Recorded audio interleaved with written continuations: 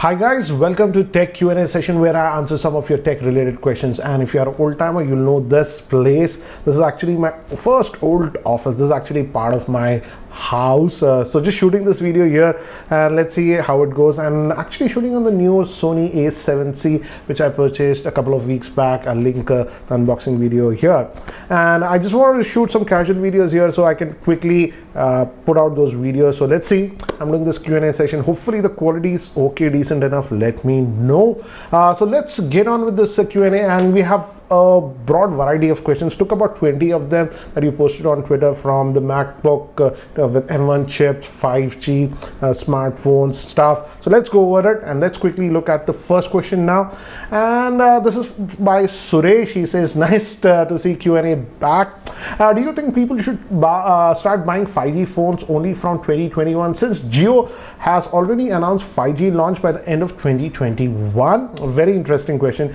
As of even today, 4G quality is bad in many places in our country. Your thoughts about this? Yes, it was very strange. Yes, I did expect 5G to come by end of 2021 in India. I even made a video about 5G and stuff. Watch that video to get a better idea. But it was very surprising by Mukesh Ambani announcing that 5G rollout by Jio will come in from second quarter of 2021. But I don't think so. This is going to be a full rollout, guys. Partial rollout in, big towns and stuff.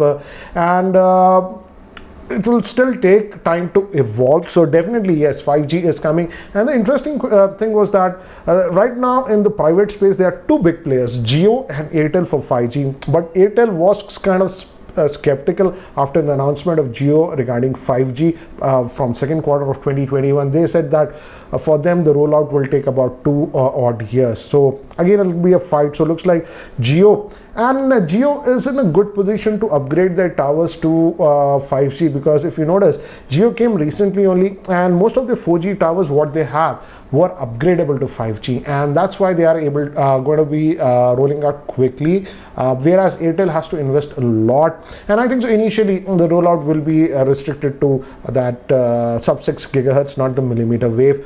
But don't worry, it won't be a proper rollout like you'll have 5G everywhere. But yeah, it's going to be a start. And so by 2022, yes. So if you're buying a new smartphone right now, I would say, and I've got this question from quite a few of you, it's not mandatory to get 5G, but again, if you're buying a mid-range, a premium mid-range and above, most of them do have 5G, so it does make sense.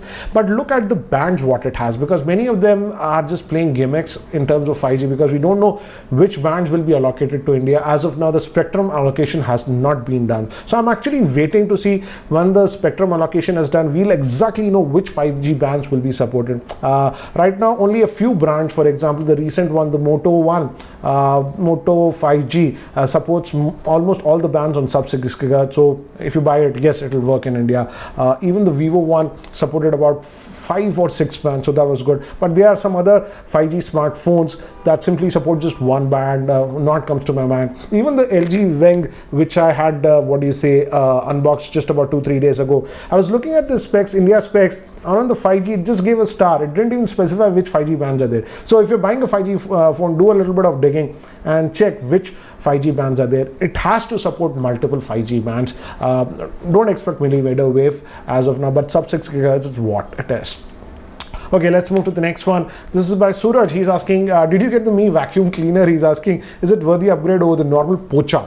Yes, I did get the new Mi vacuum cleaner. In fact, I had the old one. I'll leave the video of the old one I had made about 2.5 years ago. In terms of just sweeping, it's almost exactly the same as the older one. Yes, this new one does have that mop functionality, and yes, it does that mop, but don't expect that it will mop up if you have stains on the food stains on the floor and etc. I did test it. The mopping is just average, but the regular sweeping is actually good. I was expecting that the new model would make less noise compared to the old model, but in terms of noise, it's almost the same. Yes, technically it does that pocha as you have asked, but again, don't expect if you have stains or something on your floor, it will wipe it out quickly. It's just doing a very light, sweep with the wet mop. Moving to the next one, this is by Sumant. can the Sony WH-XM3 headphones be used for 2 more years, and after that do we need to replace the battery, and how? And what is the ear cushion situation?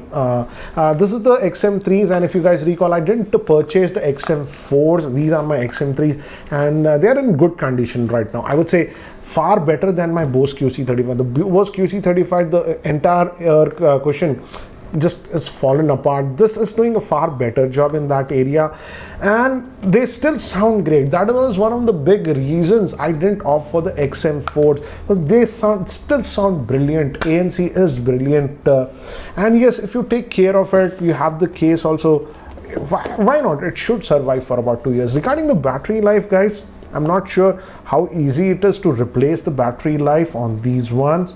That is something I don't know. If any of you have been able to do that, let me know in the comment section below. It will be helpful to others also. But still, I would say I'm happy with this. That's the reason I didn't go with the XM4s. It's very comfortable. Battery life still is excellent. Yeah, so if you're getting this at a great deal, go for it, I would say. Let's move to the next one. This is by Mitush. MacBook Pro M1 or the MacBook Air M1? This is the M1 new chip by Apple. I've got several questions similar to this one. I feel if you're not a hardcore user, even the M1 MacBook Air would suffice to you, because I was watching a lot of videos, and even in video rendering, even the MacBook M1 is actually good. This is the MacBook Air that I have with the old Intel chip, and I think so I might upgrade to the MacBook Air M1 rather than the Pro, because looking at even, let's say, typical video rendering, a video of 15 minutes, it's not throttling that much. But yes, if you are someone who continuously renders stuff or do video programming compiles that are over like 25 minutes or stuff, yes, the Pro would do slightly better because it has a fan. But the Air did perform very well. So to answer your question, if you are a super hardcore user, yes, the Pro would be better, but I am going to upgrade from this MacBook Air to the MacBook Air M1 personally, because the only reason I use this Air is that sometimes I have to do the video editing on the go. For example, the video like this as I shot, I'm not in my office, so stuff like this, I think so Air would be good. But if a hardcore user, yes, Pro. This is by Mandeep saying, he's asking, what according to you is the practical design of a smartphone? Please elaborate in details, like how do you want the screen, curved or straight, and how do you prefer the camera cutout? Do dot touch, single punch, dual punch, etc., pop-up? Okay, let's answer your questions. Regarding the screen, guys, I've used a lot of smartphones with that curved screens, flat screen, and I feel the flat screens are the way to go. They are just more practical. Those curved screens in looks, for example, Samsung started this trend. Now many others do it. They look cool, but not practical. I would say the edges, you hardly type, you get a lot of typos. So I am preferring now phones with the flatter screen, and looks like the industry is moving towards that. Even the Samsung S20, though the series had a slight curve, but is very less compared to the others. So I prefer the straight one. The curve look cool, but practical quality is not there. And now moving to the camera, front facing camera, I'm not a big fan of those pop-ups and all those things. I prefer a simple, punch hole is actually good enough, and it's not annoying. We are getting this punch hole and it's annoying. I am not a big fan of those pill-shaped ones and all those things. Even two cameras, I don't know front facing how good it is. Rather, they can put one slightly wider vision, one in the front facing like Samsung does. So yeah, punch hole is good enough until we get those transparent cameras, and if they're good. Anyways, let's move to the next one. This is by Harsh. Is it a good move to go with the M1 MacBook Air with student discount that is priced at will be about 80,000? I'll buy it around the third quarter of 2021. I'm a computer scientist, first year student. Harsh, as you have told that you won't be buying it right now, quarter third of 2021.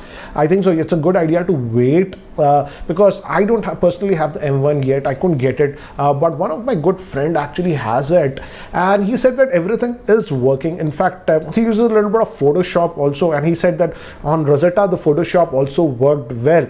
But what problem he was having is that some of the third-party plugins in Photoshop were actually crashing. So he says, yes, the compatibility is there, but some third-party apps, some niche apps are crashing and are not working well on Rosetta. I think so. These are bugs, and these will be ironed out in the next couple of quarters. So as you said, you will be buying around the third quarter of 2021. By then, all these, in fact, by then, Adobe will release the native version of Photoshop and other tools that work on the M1, and that way the compatibility will be a lot good. I would say most of the apps work well in Rosetta, but there are some instances of apps that rely on third-party plugins and stuff are crashing as of now.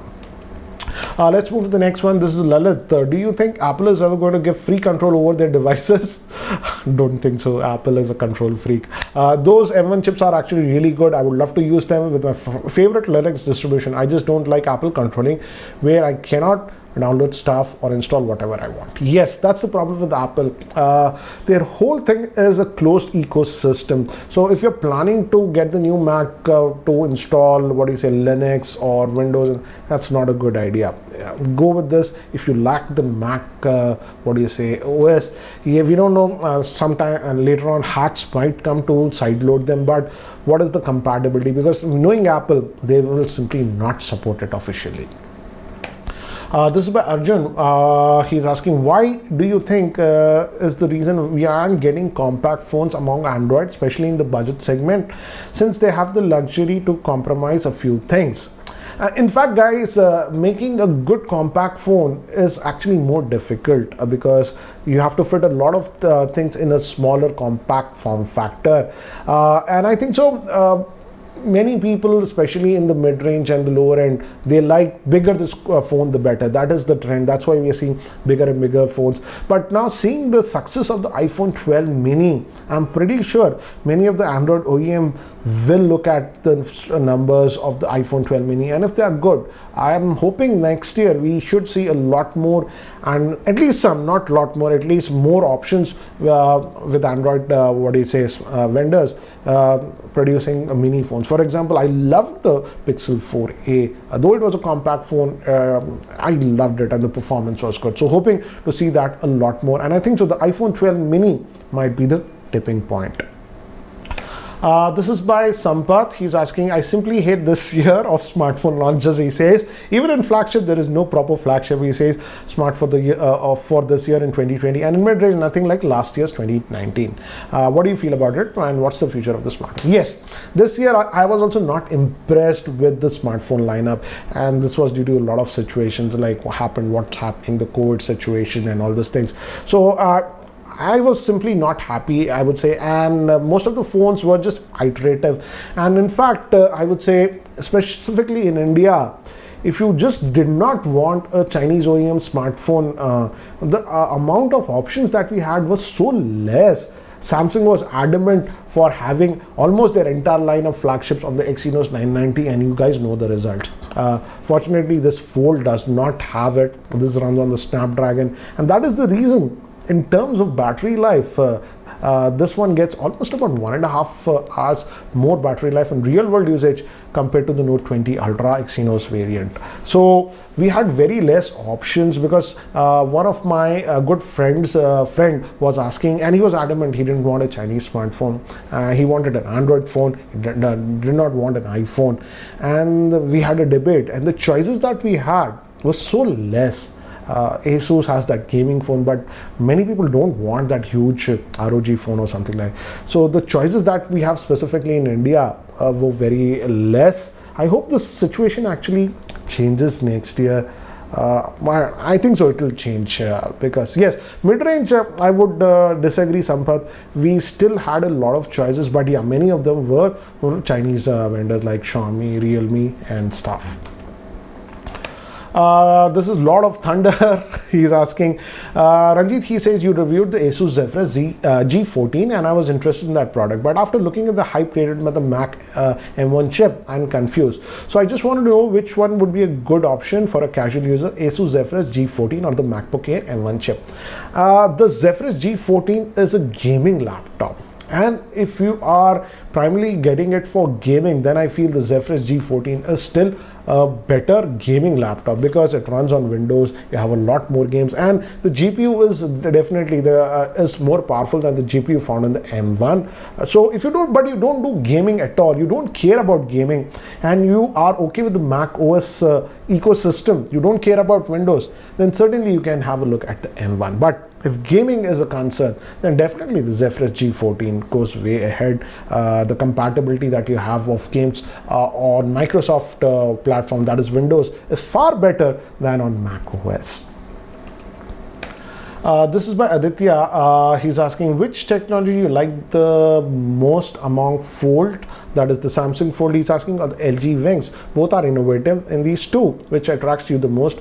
Upcoming years, what's your expectation in the mobile industry? And next year, guys, almost any phone that is mid-tier and mid-tier premium and up will obviously have 5G, even in India. Regarding the Fold, yes, I even played around with the LG Wings that I unboxed about 2-3 days ago. Very interesting concept, but I feel in terms of practicality, the Fold series from Samsung is more practical. As you can see, it converts to a mini tablet and you can use it as a regular phone in this form factor. So I feel this is more practical, and because this converts to a mini tablet, I noticed that I was using this a lot to open even Excel sheets because you can see a lot more. I have done video conferencing directly via this instead of opening my laptop and my bigger tablet. So I feel in terms of functionality, this is more functional. The LG Wing, yes, it looks fancy, looks cool, but I didn't find one compelling app or feature that would make me use it. So that is, yes, that gimbal thing and all those things are cool, but practicality wise, I would say this and this, but this again is very expensive. Hopefully next year we get a lot more options in foldables. We have heard that the Samsung will be releasing the Fold 3, so they will continue to refine this form factor. Let's move to the next one. This is by Cyan. He's asking which one to go for, the best TWS or the previous generation headphones. By the way, I'm referring to the Sony ones, the XM3 and the WF. I would say, as you have said that you're okay with TWS or even the headphones, I would personally go with the headphones if it's okay with you, because these just sound much better and are way more comfortable for wearing for a long periods of time. And I would vouch for these XM3s still.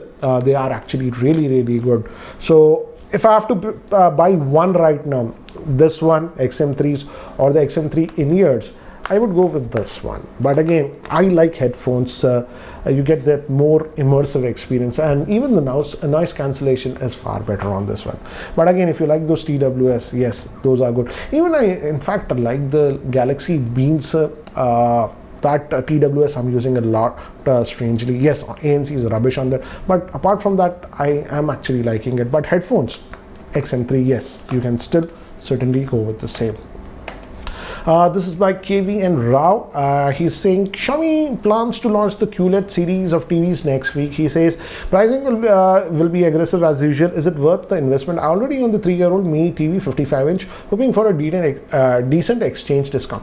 KV and Rao, we don't know how will be the picture quality. What I have noticed is that many of these Chinese vendors had started putting out QLED TVs. We saw that even with the OnePlus, the original TV that was at 70,000 and 1 lakh was a QLED TV, but the picture quality was simply not as good as QLED TVs that we get with Samsung and stuff in terms of brightness and the color fidelity. So that is something you have to note. Just adding the QLED moniker doesn't make it a great QLED TV. It's the picture quality, how bright it can go. Generally, most of the QLED TVs that we have from Samsung, they go very bright. That's why in HDR it's very lively, and also the picture quality is good. What I noticed in some of the budget-oriented QLED TVs is that colors are just oversaturated and they look very unnatural. So I hope the Xiaomi fixes that, because ultimately I would say in a TV, the most important thing personally for me when I'm looking for a TV is the actual picture quality. So let's see how's the picture quality and the brightness also, how bright it can go, because if it can't go very bright, HDR won't be that impactful. Let's see. This is by Shubham. He's asking, how do you see portless generations of the iPhones? Following you since 7 years. Thank you. When would you see Geekyranjit 2 along with you? What is Geekyranjit 2? Let me know. Okay, so yes, iPhones. There have been a lot of rumors that iPhones will become portless, that even the lightning port Apple will remove because they have added that wireless charging and new wireless pucks. And yes, I feel eventually Apple will do that, but I don't think so it will happen next year or even a year after that. But maybe after 3-4 years Apple can do it. We have known Apple to remove things like that, and when wireless charging becomes ubiquitous, it's almost everywhere, they might just drop it and have a portless iPhone. But are you a big fan of that? I would rather feel Apple should just move out of the lightning port and give us a USB Type-C port, because USB Type-C is so prevalent now. But yes, we will see a portless iPhone, but not right now, next year, or even the next year. Maybe after that, after 3-4 years, they might just do that.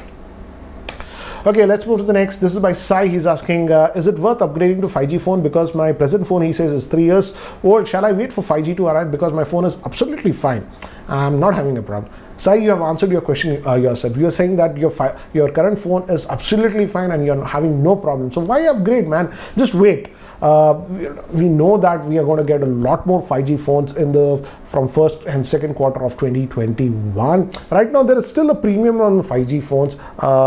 So let's wait, and hopefully by the first quarter of 2021, this 5G spectrum bidding in India will be done. So we'll exactly know which bands of 5G will be available in India. Right now, we just don't know. So we are just assuming the 5G phone that you work has all the bands that are supported in India. So I would suggest, if your phone is currently fine, man, just wait for once the bidding is done, then you'll exactly know which 5G bands are available. Again, watch the video that I made about 5G, about the various 5G bands and why it's important. Okay, let's move to the next. This is by Atul. He's asking, in the past few months, a lot of products are out of stock in online stores. Yes, sad. The pricing also crazy. It keeps changing a lot. What do you feel get a fair price deal? Does shopping extension like Honey help? And is there any chance to get the Lenovo Flex 5 for 50,000 on Christmas? Yes, this is the problem that I'm seeing after the COVID online. The prices are crazy. Even laptops, the pricing are so weird these days. One day I see the laptop is priced like this, other it's very crazy, and most of the time it's not on stock. As you told me, it's the same case with the Lenovo Flex 5. I got the review unit about 2 months ago. I finished my testing, but I didn't post the video because it never came in stock. Even after the Lenovo team actually told me that the product will come in stock, they promised me. That's why I put out the review, but still it was not in stock. So I don't know what these vendors are doing, why they are even releasing these products if they don't want to keep in stock. That's the reason one more product Lenovo actually asked me to review it. That was again with the Ryzen chip, but I declined it because if they're not keeping the products in stock, what is the point of reviewing a product? It takes a lot of time to actually test out the laptop. So I don't know the situation. It's really bad. This is by Sudheep. Will the S21 Plus be a good and worthy upgrade over my current S20 Plus, which has the worst battery life I have seen in any smartphone? Yes, the big problem with the S20 Plus was the Exynos 990 SoC, and because of that, the battery life was bad, and also it used to heat up quite a bit. Let's see, the new Exynos chip rumored to be on the S21 Plus are better. I know some benchmarks are showing some very promising results, but what is the battery efficiency of it, and what are the thermals are something that I'm also curious, and let's keep our fingers crossed for that. This is by Ashish. He's asking, I saw your video on the 5G. Do you think the new Apple iPhone Series 12 will support 5G in India? Yes, they support the sub 6 GHz band of 5G.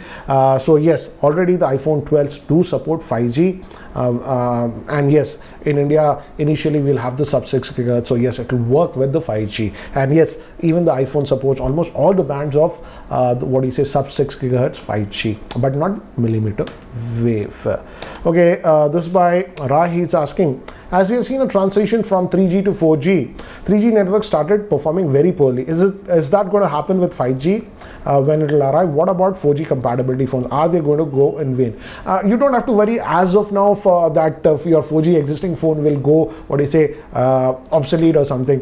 5G and 4G will coexist for the next 4-5 years, so you don't have to worry. In fact, the main 5G rollout complete, it'll take almost about 2.5 years. So 4G will stay, and even when we have a complete rollout of 5G, 4G will not get phased out. So 5G and 4G will coexist for the next couple of years, so you don't have to worry. And your 4G smartphone is not going to get obsolete anytime soon. By the time it will get obsolete, the phone will be sort of useless. You don't have to worry about it. This is the last question. This is by Sanket. He's asking, will you be doing a comparison of the new MacBook Air M1 with the old Intel MacBook Air in terms of video editing, multitasking, and most importantly, app compatibility? I plan to do that. This is the old MacBook Air that I have, the Intel one. I can't promise, guys, because I have to buy everything. So I'm trying to get M1 MacBook Air. If I get it, definitely yes, I'll let you guys know the real world performance difference. What is the main difference that I've noticed in this. For example, I'll do the same video editing on this one and the new one, and let you guys know if I buy it. Real world differences that I'm noticing, but from what we are hearing, the M1 MacBook Air performs like a champ. But let's see. I'm trying to get it. I won't promise. Let's see if I'm able to get it. Definitely I'll compare it, not only with this MacBook Air. I even have a 13-inch, and we'll also see the result. I have the the iMac Pro. How does it compare with a super expensive iMac Pro? So anyways, guys, stay tuned for that. And guys, if you're still not subscribed to my YouTube channel, hit that subscribe button. And guys, what do you think? Is this video okay shooting here in this old setup? Let me know in the comment section below. Anyways, guys, that's it for all. Thanks for watching. This is Ranjit, and I hope to see you in my next video. Take care, guys.